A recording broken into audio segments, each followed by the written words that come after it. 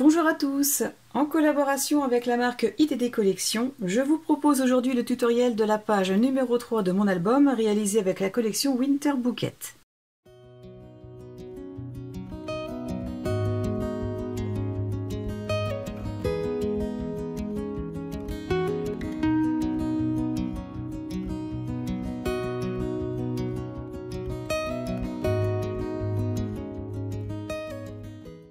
Je vous rappelle que cet album est réalisé en partenariat avec la boutique Brico & Scrap et que vous pouvez bénéficier de 10% sur toutes les collections de la marque ITD Collection en ajoutant ce code promo à votre commande. Je vous rappelle aussi que tous les liens des articles utilisés et présents dans la boutique Brico & Scrap se trouvent dans la description de cette vidéo. Comme pour les pages précédentes, vous allez remarquer que certaines parties ne sont pas décorées ou matées, ce qui est tout à fait normal étant donné que j'attends d'avoir terminé cet album pour pouvoir compléter les parties non décorées. Pour réaliser cette troisième page, je vais avoir besoin d'une nouvelle page, mais contrairement aux deux premières, celle-ci je ne l'ai pas collée entièrement. Donc j'ai simplement collé le rectangle sur l'autre partie avec le pli de collage, donc comme ceci, ce qui va me permettre de pouvoir installer cette interaction.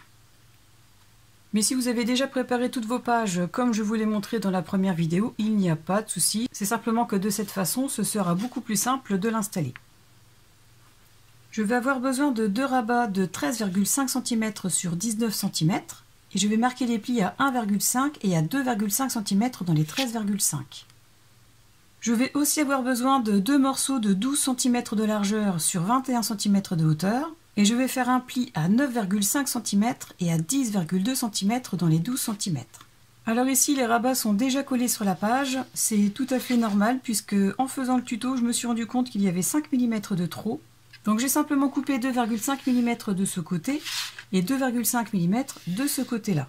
Donc à un moment donné dans un de vos projets, si ce problème vous arrive, il n'y a aucun souci, vous retaillez simplement aux bonnes mesures. Et si les angles des rabats sont arrondis, eh bien vous reprenez la perforatrice choisie et vous perforez à nouveau. Je vais aussi avoir besoin de 9 octogones de 14 cm sur 14 cm. J'ai choisi cette forme parce qu'elle ressemble plus à des pétales, mais vous pouvez très bien choisir une forme rectangulaire ou carrée. Je vais aussi avoir besoin d'un carré de 9 cm sur 9 cm. Je vais aussi avoir besoin de 8 carrés de 4,5 cm sur 4,5 cm, dans lesquels je vais faire les plis de façon différente. Dans les deux premiers carrés, je vais faire un pli à 2 cm, puis un suivant 2 mm plus loin. Dans les deux suivants, je fais un pli toujours à 2 cm, puis cette fois-ci à 3 mm plus loin. Pour les suivants, je fais un pli encore une fois à 2 cm, et le suivant à 5 mm. Et enfin, pour les deux derniers, je fais encore une fois un pli à 2 cm et le suivant 4 mm plus loin. Et je vais donc marquer tous les plis. J'ai marqué les plis des 4 rabats et j'ai arrondi les angles avec cette perforatrice. Et pour éviter la surépaisseur des pattes de collage quand je vais poser les rabats sur la page, j'ai donc biseauté les pattes de collage en procédant de cette façon. En m'aidant des quadrillages de mon tapis de découpe, je place le rabat au niveau d'une ligne horizontale et d'une ligne verticale. Je prends le rabat suivant, je soulève la patte de collage et je vais placer ce premier pli au niveau de la même ligne, comme ceci. J'ajuste le haut. Je repose la patte de collage et j'ai fait des marques ici et ici sur cette patte de collage. Et ensuite, pour avoir les repères de celle-ci, j'ai simplement fait l'inverse en posant cette patte de collage sur le tapis de découpe et en plaçant celle-ci sur la première. Et de la même façon que pour la première, j'ai fait des marques là et là. Et ensuite, j'ai coupé. J'ai fait la même chose pour les 4 rabats. À présent, je vais les coller. J'ai pris la base de page numéro 3. Donc comme je vous l'expliquais en début de vidéo, je ne l'ai pas complètement fermée. J'ai laissé le bas ouvert. Je vérifie qu'elle soit dans le bon sens, c'est-à-dire l'ouverture pour la tranche du côté gauche. Et je commence à placer mon premier rabat, un des deux rabats qui mesure 12 cm sur 21 cm. J'en colle la patte de collage.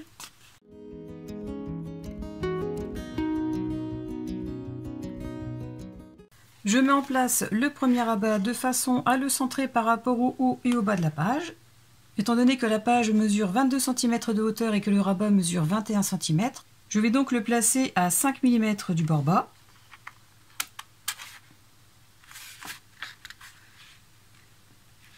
Je le fais adhérer.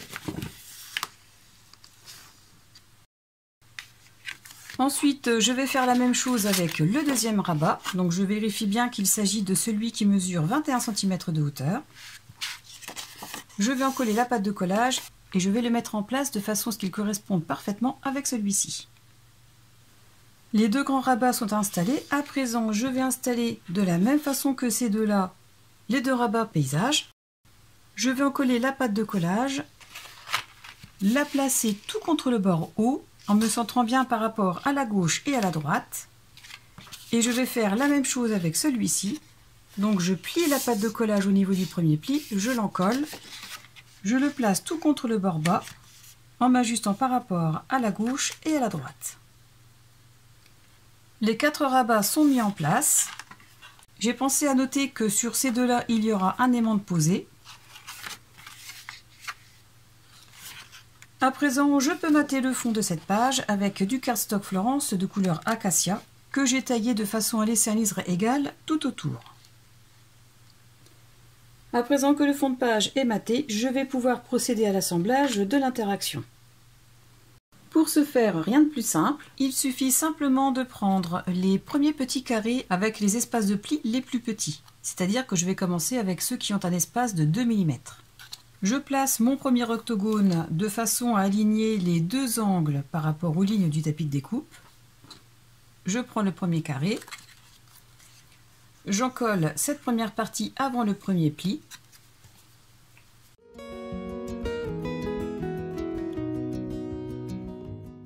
Je lisse la colle.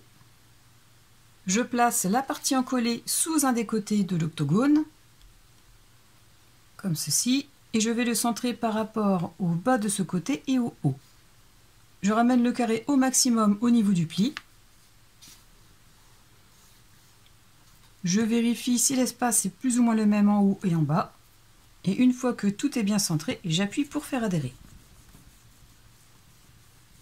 Ensuite, je prends un deuxième octogone et je vais tout simplement le coller comme ceci, en m'alignant bien par rapport aux deux extrémités de ce côté. Je vais en coller cette deuxième partie sans mettre de colle au niveau de l'intervalle de 2 mm. Je replace le premier octogone pour qu'il corresponde aux lignes de mon tapis de découpe, comme ceci. Et je vais placer le suivant au niveau du deuxième pli en m'alignant bien avec les extrémités de ce côté.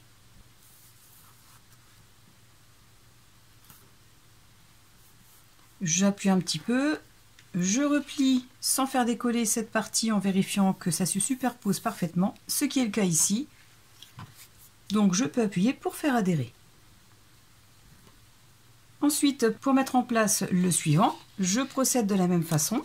J'en colle un premier côté de ce carré. Je positionne bien le côté suivant de l'octogone contre les lignes de mon tapis de découpe, comme ceci. Je place cette partie encollée en dessous de ce côté. Je m'ajuste bien par rapport au haut et au bas. Et j'appuie pour faire adhérer. Ensuite, j'encolle cette partie du carré en faisant en sorte de ne pas mettre de colle dans cet intervalle. Je prends un octogone suivant et je le place de la même façon que le premier, c'est-à-dire en le posant au niveau du second pli et en m'ajustant par rapport au quadrillage de mon tapis de découpe qui correspond aux extrémités de ce côté. J'appuie légèrement, je vérifie si l'ensemble se superpose bien et ensuite j'appuie pour faire adhérer. Voilà donc pour les deux premiers. Ensuite, je prends les deux carrés suivants avec les espaces de pli de 3 mm. J'ai donc placé les deux premiers comme ceci. Celui-ci sera le premier à être fermé, celui-ci le second. Donc le troisième avec le pli un peu plus grand ira de ce côté. Donc je ne vais pas vous montrer tout le processus de collage, mais je vous explique simplement dans quel ordre les placer. Donc le premier avec l'intervalle de 3 mm sera ici. Le second ici. Ensuite, je vais prendre les carrés avec les espaces de 4 mm entre les deux plis. Le premier se placera là, le second ici, et enfin les deux derniers carrés avec des plis à intervalle de 5 mm se placeront ici et ici. Et pour pouvoir replier correctement cette interaction, je vous conseille, avant de coller les suivants, de rabattre les premiers collés. Car premièrement, cela va vous permettre de pouvoir vérifier si tout se superpose correctement. Mais deuxièmement, cela vous permettra aussi que les octogones soient mis en place dans le bon ordre de pli. La fleur est à présent assemblée. Donc voilà ce que l'on obtient. Ce qui va nous permettre de pouvoir mettre des photos dans n'importe quel sens, puisque ce sera rotatif. Ensuite, pour mettre en place la tâche parisienne, alors moi j'en ai choisi une toute simple parce que je pense que je vais la couvrir avec une décoration, mais vous pouvez mettre la couleur que vous voulez à partir du moment où elle soit raccord avec le papier que vous avez choisi. Je vais donc déterminer le centre de ce premier octogone. Étant donné que les côtés font 14 cm, je fais un premier repère à 7 cm. Puis dans l'autre sens, je vais faire un second repère à 7 cm au niveau de ma première marque. Comme ceci. Pour percer le centre, étant donné qu'il y a beaucoup de longueur, je vais utiliser ma crocodile. Je l'ai mis sur la perforation la plus large.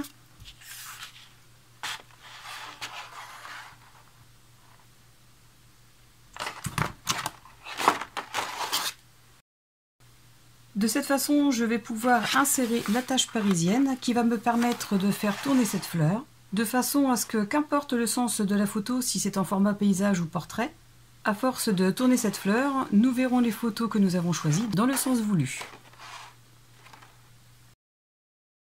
Avant de la mettre en place sur la page, j'ai choisi cette feuille de la collection et j'ai retiré la grosse fleur qu'il y avait à ce niveau. Donc comme il s'agit de la représentation d'une fleur, j'ai décidé de mettre celle-ci sur le premier octogone. Et pour que ça fasse un peu plus joli, pour qu'on puisse voir le papier de structure, je vais couper au niveau des pointillés, étant donné que moi j'ai utilisé une matrice de découpe. Mais si vous l'avez fait à partir d'un carré de 14 cm sur 14 cm, il vous suffira de retirer 2 mm sur chaque côté. Voilà ce que ça donne. Ensuite, la décoration intérieure, je verrai ça après, mais je pense simplement couvrir ces morceaux. À présent, je vais fixer l'interaction sur la page. Pour ce faire, je vais déjà déterminer le centre de la page. Donc, je fais une marque à la moitié de 19, donc à 9,5. Et je fais une marque dans la moitié de 22 cm, c'est-à-dire à 11. Je me replace. Le centre est ici. Je vais prendre ma crocodile et le percer.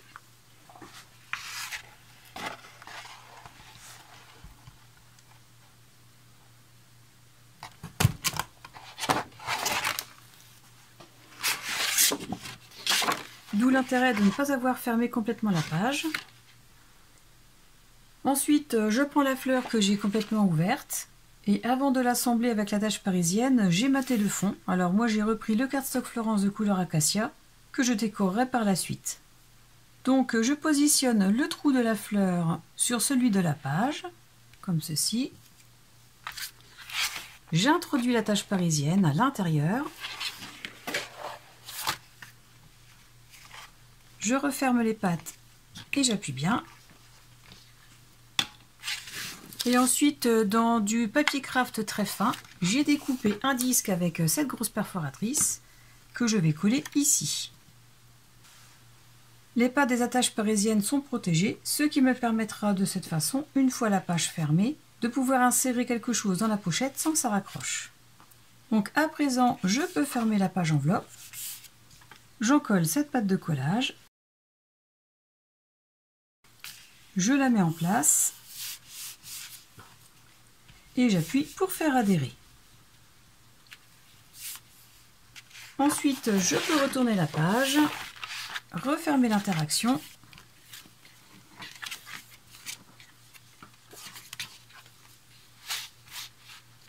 et passer à la décoration des rabats. J'ai commencé par mater l'intérieur de ces deux rabats et ensuite pour les décorer, je vais utiliser cette feuille dans laquelle j'ai découpé les deux coins. Donc étant donné que les rabats mesurent 9 cm et demi de largeur, j'ai recoupé ces coins à environ 9 cm de chaque côté. Mais je pense que je vais les recouper d'environ 2 mm dans la diagonale, puisque avant de les coller, je vais les mater sur une chute de cardstock de couleur style, de façon à faire une petite pochette. Donc c'est-à-dire que je couperai ici en laissant un petit liseré égal par rapport aux deux autres côtés. Donc je vais retailler un petit peu ces coins et les coller tous les deux sur une chute de cardstock. Sans oublier bien sûr d'arrondir les angles comme sur les rabats. Mes deux petites pochettes sont prêtes. Pour faire un peu plus joli et pour éviter que ça ne dépasse sur le pli, j'ai recoupé le bout de l'angle de cette façon. J'ai fait la même chose avec celle-ci et maintenant je vais pouvoir les coller. Je pose un fin liseré de colle sur le haut et sur ce côté. Je place cette petite pochette en laissant un liseré d'environ 1 ou 2 mm sur le cardstock Florence de couleur Acacia. Et j'appuie pour faire adhérer.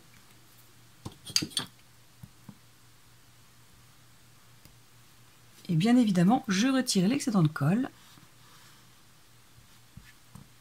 Voilà pour la première pochette et je vais faire exactement la même chose avec celle-ci. Voilà les deux pochettes installées. Pour l'intérieur de ces deux rabats, je vais attendre de voir ce qu'il me reste en papier.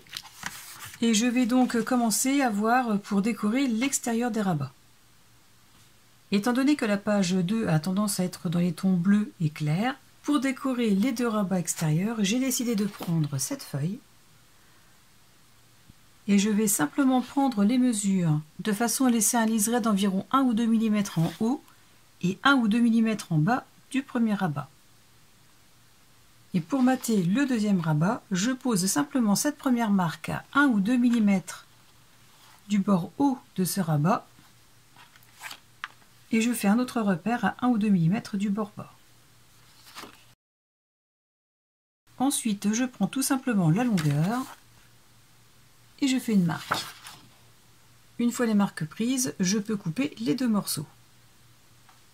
Les deux morceaux sont coupés aux bonnes mesures, mais je ne vais pas les coller tout de suite parce qu'il va falloir que je mette un aimant ici et un aimant là. Et pour pouvoir les placer, je vais d'abord reprendre le carré de 9 sur 9 cm sur lequel je vais coller un morceau de cardstock Florence de couleur Acacia.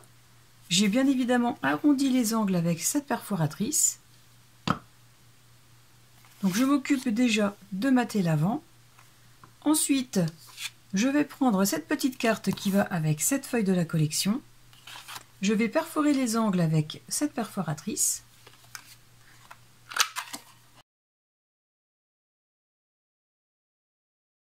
Et je vais la coller ici. Le devant de la carte fermoir est décoré. Ensuite, je retourne cette carte. Je vais placer deux aimants. Un ici et un ici. Je les place à environ 2 cm de chaque bord. Je les sécurise en plaçant dessus un morceau de double face. Je les centre aussi par rapport aux deux côtés.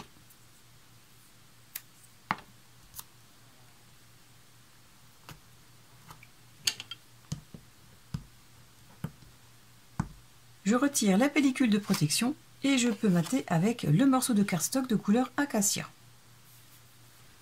La carte est décorée devant et matée derrière avec les aimants en dessous. Ensuite, je pose deux autres aimants pour vérifier la polarité. Je prends un morceau de double face. Je repose l'aimant dessus. Je fais pareil avec le deuxième aimant. je prends la page avec les rabats. Je positionne les rabats de façon à ce que les plis soient bien perpendiculaires. Comme ceci. Et une fois en place, je prends la carte que je centre par rapport à la droite et à la gauche, mais aussi par rapport en bas et en haut. Comme ceci, une fois en place, j'appuie pour faire adhérer les aimants.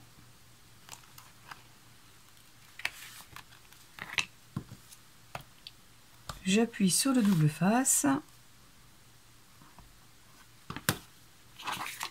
Je vérifie. Si l'emplacement des aimants est bon, à présent je peux mater avec les deux morceaux que j'ai coupés au préalable. Celui-ci ici et celui-là ici. Donc à présent je peux les coller. Voilà ce que ça donne une fois les deux rabats extérieurs décorés et avec la carte. Ensuite je vais décorer l'extérieur de ces deux rabats. Je vais donc reprendre cette page qui m'a servi à décorer le premier hexagone et les coins. Je vais le couper à ce niveau et je vais y reporter les mesures de façon à couvrir toute la largeur du rabat. Je fais une marque à 1 ou 2 mm du bord droit. J'ai coupé le premier morceau pour mater le haut du premier rabat. Ensuite, je reprends cette partie et je veux conserver cette fleur. Je pose donc mon morceau sur le rabat à 1 ou 2 mm du bord droit et je fais un repère à 1 ou 2 mm du bord gauche. Je vais donc couper à ce niveau et je vais coller les deux morceaux respectivement sur les deux rabats, sans oublier bien sûr d'arrondir les angles si vous l'avez fait sur vos rabats. Les deux papiers sont collés et j'ai complété le matage en ajoutant des morceaux de cardstock de couleur acacia, comme ceci. Et donc, comme je vous l'ai dit tout à l'heure, pour l'intérieur de ces deux rabats, je verrai les papiers qu'il me reste à la fin de l'album.